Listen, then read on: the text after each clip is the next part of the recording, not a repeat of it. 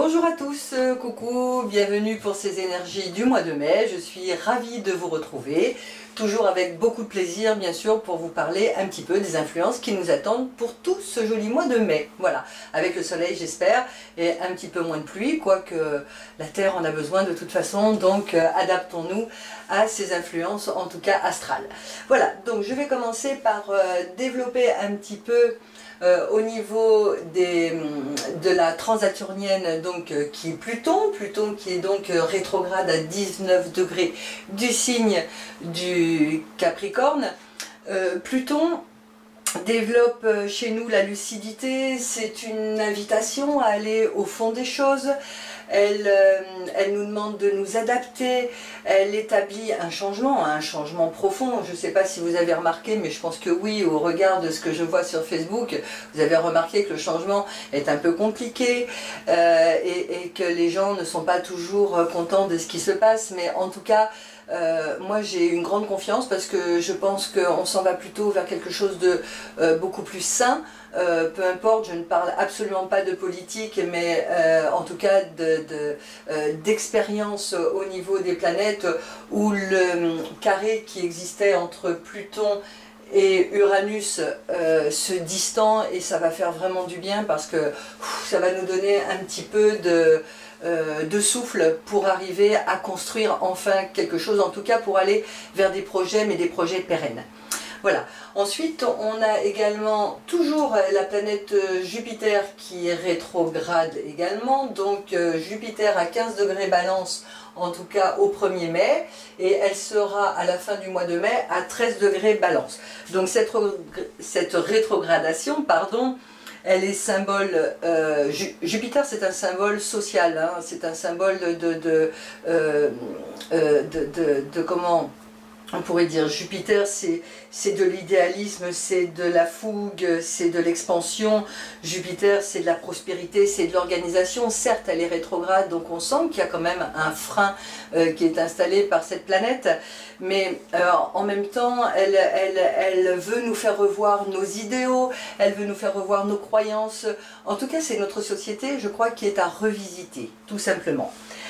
Jupiter nous incite à une réalisation intérieure aussi dans sa rétrogradation. Voilà. Ensuite, nous avons notre censeur, hein, le maître de ce monde, en tout cas pour moi, c'est le maître de ce monde, Saturne, qui est également en rétrogradation. Donc Saturne, elle représente toute notre structure. C'est la toile de fond. Pour moi, il faut absolument qu'on se tourne vers des buts, vers des objectifs à long terme. Saturne, c'est un long moment, c'est pas comme Uranus, un événement inattendu. Saturne, c'est de la sagesse, c'est de la maturité, c'est de la restructuration de manière générale et de manière collective. Hein, on voit bien que les énergies sont tournées en tout cas dans ce sens-là. Et je pense qu'il faut aussi qu'on réfléchisse vers nos engagements personnels et surtout nos engagements collectifs. Donc la toile de fond, en tout cas de ce mois de mai, c'est Pluton rétrograde, c'est Saturne rétrograde, c'est Jupiter rétrograde. Donc ça marque un frein, effectivement, ça marque surtout une grande réflexion sur des grands projets et une prise de conscience. Donc avant de vous parler un petit peu des énergies pour les signes, on voit effectivement que je vous ai parlé de Pluton, Saturne, Jupiter. Mars est à 6 degrés du signe du Gémeaux. À la fin du mois de mai, Mars sera à 26 degrés Gémeaux. Donc tout le mois de mai, notre ami Mars, qui est... Mars, évidemment, c'est l'action, c'est l'énergie, c'est le courage, c'est la lutte aussi. Hein, ça dépend comment il est aspecté, en tout cas dans votre thème natal. Ensuite, nous avons Vénus qui est à 1 degré du signe du Bélier, et à la fin du mois de mai, elle sera à 23 degrés Bélier. Donc ce sera toujours un mois au niveau de Vénus, donc au niveau de tout ce qui est amour, tout ce qui est beauté, tout ce qui est harmonie, tout ce qui est sens des valeurs, ce sera toujours dans ce signe de feu. Hein. Donc Mars est toujours le maître de cette Vénus pour ce mois-ci. Nous avons Mercure qui redevient direct donc le 4 mai, et à la fin du mois de mai il sera à 24 degrés Bélier. c'est bien ça. Donc, hop là, il sera toujours ici. Mercure passera dans le signe du Taureau le 17 mai où il y aura des énergies plutôt de réalisation, des énergies de persévérance, de solidité et évidemment les élections seront finies et on va pouvoir un petit peu souffler et apaiser un petit peu toutes les tensions qui sont en cours en tout cas jusqu'à dimanche prochain. Voilà. Alors, qu'est-ce qu'on a? On a notre Mercure, donc Mercure, je rappelle, c'est le mental, Mercure c'est la raison, c'est la compréhension, c'est l'intellect, c'est aussi le raisonnement, qui est étroitement lié à notre planète Uranus, l'originalité, l'imprévu, les grands changements, la conscience, c'est aussi l'innovation. Ce sont deux planètes qui se ressemblent beaucoup puisque Mercure c'est le numéro 2 au niveau de l'intellect et du mental, hein, donc elles se complètent bien, elles sont dans le signe du Bélier, dans un signe de feu. Vous l'avez remarqué, effectivement que Mercure nous invite à la vitesse pour un changement pour innover. Et je ne sais pas, oui, vous devez voir là où je vais me placer ici pour que vous voyez, il est en très bel aspect à Saturne, ce qui nous donne effectivement un équilibre dans nos exigences, elle nous aide à prendre des bonnes décisions pour un renouveau bien sûr, hein, puisque Uranus est toujours dans le coup, et c'est vrai que même si Uranus est une transaturnienne, donc c'est effectivement dans un aspect collectif qu'il faut voir cet aspect. Il nous amène à une refonte, je pense, des exigences que l'on avait et qui sont devenues obsolètes. Voilà, ça a l'air facile à dire comme ça, mais visiblement, c'est pas très facile à faire. En tout cas, nous devons apprendre à modérer nos paroles, à avoir des gestes un petit peu plus légers, un petit peu moins dans la lutte, dans la confrontation, rééquilibrer un petit peu tout ça, voir plus clair. Et Saturne nous aide à mener nos projets, à mener nos changements d'une manière pérenne, sur un long terme. Voilà, j'espère que je suis claire dans ce que je dis. Donc effectivement, c'est bon pour tout ce qui est au niveau du collectif, les nouvelles structures. On a toujours un petit décalage parce que Jupiter nous demande de revoir notre copie au niveau social. Évidemment, je ne vais pas en faire plus long sur le sujet, mais c'est bien ce qui est en train de se passer. Automatiquement, nous revoyons un petit peu notre système sur lequel nous vivons depuis déjà plus de 30 ans. Donc ça va se faire, mais ça va se faire peut-être d'une manière un petit peu plus légère. En tout cas, c'est ce que je crois aujourd'hui. Et je veux tellement y croire que je suis optimiste. Peut-être je suis un peu trop optimiste, mais c'est dans ma nature. Alors, on a également ce qui est très important pour le signe des Gémeaux. Donc on a Mars, aujourd'hui la planète Mars, bien sûr, qui est dans ce signe d'air. Alors la planète Mars qui transite le signe des Gémeaux, ça va favoriser l'intellect. Je bégaye aujourd'hui, je ne sais pas pourquoi. Bah oui, Mercure rétrograde. Bon, bah, petite blague. Donc, il transite un signe de l'intellect, ça va faciliter donc la communication, les démarches, les échanges, ça va faciliter la réussite bien sûr, puisque c'est quand même par la négociation que tout peut se faire. Ça va faciliter aussi l'expansion, les décisions. Alors, c'est bon pour quel signe ce passage planétaire? Donc, effectivement, c'est bon pour les Gémeaux. Évidemment, c'est dans la globalité. Si dans votre thème natal, effectivement, il y a une disharmonie avec cette planète, pour vous personnellement, ce que je vais dire n'a vraiment pas sa place. Là, c'est vraiment dans la globalité du signe. Chaque personne est différente.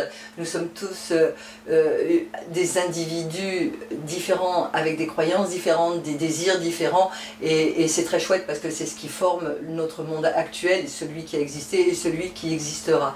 Voilà, nous ne nous ressemblons pas, mais nous nous accompagnons et nous sommes tous en lien en tout cas. Donc, C'est bon pour le signe des Gémeaux, c'est bon pour le signe des Béliers parce que ça forme un sextile, hein, le Gémeaux, le Bélier forment un sextile. Donc un sextile, ça veut dire une harmonie, bien sûr. C'est bon également pour les lions parce que c'est un aspect également harmonique. C'est bon également pour les balances où ça forme un aspect également harmonique qui s'appelle un trigone. Et c'est également bon pour les Verseaux. Donc on a 1, 2, 3, 4, 5 signes sur 12 qui sont avantagés par la planète Mars dans ce signe des Gémeaux, donc sur le plan intellectuel, sur le plan des démarches, sur le plan des échanges, sur le plan de la réussite, sur le plan des décisions. D'accord ? Attention, donc un petit bémol par rapport au signe des Poissons et par rapport au signe des Vierges. Pourquoi? Parce que la planète Mars forme ce qu'on appelle un carré, donc une disharmonie entre ces deux signes-là. Donc ces signes sont séparés de 90 degrés, donc ce qui forme un carré et donc juste un défi. Et nous avons en plus dans le signe du Poisson la planète la transaturnienne Neptune. Donc peut-être un petit peu d'impulsivité, peut-être des difficultés à se contrôler. Je pense que le thème, en tout cas les énergies de ce mois de mai, demandent de rester vraiment dans la réalité, de rester les pieds sur terre pour ne pas avoir de perturbations. En tout cas intempestif, parce que c'est Mars quand même, hein, et Mars dans un signe d'air c'est actif, c'est pas quelque chose que l'on peut caresser, c'est pas quelque chose, c'est on y va, on expose tout. Donc voilà, un tout petit peu de retenue. Attention également à la tension nerveuse qui pourrait vous faire déraper, en tout cas dans votre façon d'agir uniquement. Qu'est-ce que l'on a? On a la planète Vénus, donc qui est redevenue directe. Alors c'est très chouette, pourquoi? Parce que Vénus redevenant direct, décidément aujourd'hui j'ai des petites lacunes, vous m'en excuserez, je l'espère en tout cas. Donc vous pouvez, si vous êtes un artiste par exemple et que vous avez peaufiné un projet, ça peut être sympa de le montrer au monde extérieur, en tout cas de le proposer. Alors c'est vrai que j'aurais tendance à vous dire d'attendre que la planète Mercure redevienne directe pour que ce soit un petit peu plus facile dans les échanges, parce qu'un Mercure rétrograde, il y a toujours un frein au niveau des échanges. Donc après le 4 mai, ça deviendra un petit peu plus léger, un petit peu plus simple. Et puis nous avons également une belle harmonie entre Vénus et Mars. Donc ça c'est favorable pour les plaisirs, c'est favorable pour les joies, c'est favorable pour lancer également des nouveaux projets. Donc vous voyez que le Bélier et les Gémeaux, c'est plutôt pas mal pour eux.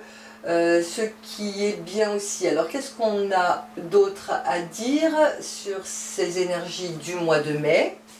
Nous avons le nœud nord qui va passer dans le signe du Lion le 11 mai. Alors ça c'est plutôt sympathique puisque le nœud nord c'est notre devenir, c'est notre chemin. Moi j'appelle ça notre mission de vie. Donc notre mission de vie qui passe dans le signe du Lion, vous savez que le Lion c'est la force, c'est l'autorité, c'est le pouvoir. Le signe du Lion c'est de la créativité. Et qu'est-ce qui va se passer avec Saturne? Eh bien Saturne va lui envoyer effectivement un aspect à long terme, évidemment, mais un aspect harmonique bien sûr, qui va nous donner la possibilité d'aller vers notre devenir de façon plus calme, de façon plus sereine, avec de la méthode, avec de la tempérance. J'ai comme une envie de souffler, comme une envie de vous dire il faut y croire, peu importe ce qui peut se passer autour de nous, enfin peu importe, il ne faut pas oublier d'avoir un peu de compassion pour les gens qui souffrent bien évidemment, et je suis la première à avoir beaucoup de compassion pour les gens qui m'entourent et qui ne sont pas heureux, mais il faut aussi qu'on aille chercher notre bonheur. Lorsqu'il n'est pas à nos côtés, il faut déployer toute l'énergie que l'on peut pour aller le chercher et pour pouvoir être heureux. Parce que qu'est-ce que c'est qu'être heureux? Eh bien c'est se nourrir de ce que l'on aime. Donc si on aime rendre service, si on aime comme le vœu Neptune dans le signe du poisson, vous savez que le signe du poisson c'est de la compassion, c'est de l'émotion, c'est de la sensibilité. Et c'est vrai que ça fait toujours du bien d'être entendu par des gens qui savent écouter, par des gens qui savent vous comprendre ou qui peuvent de temps en temps vous donner un petit coup de main, que ce soit, et je ne parle pas du côté financier, je parle simplement du côté écoute, tout simplement. Voilà, alors je vais vous donner donc la date de la pleine lune du mois de mai, donc qui sera à 20 degrés Scorpion le 10 mai, donc ce sera la pleine lune. On aura, oui c'est bien ça, je ne me suis pas trompée, la pleine lune sera à 20 degrés Scorpion, donc c'est dans l'axe du taureau Scorpion, donc possession, dépossession. Je crois qu'il va falloir à un moment donné apprendre à lâcher prise, peut-être sur ce qu'on avait et sur ce qu'on aura. Donc pour nous aider à nous adapter à cette nouvelle réalité, celle qui nous accompagnera pendant quelques années.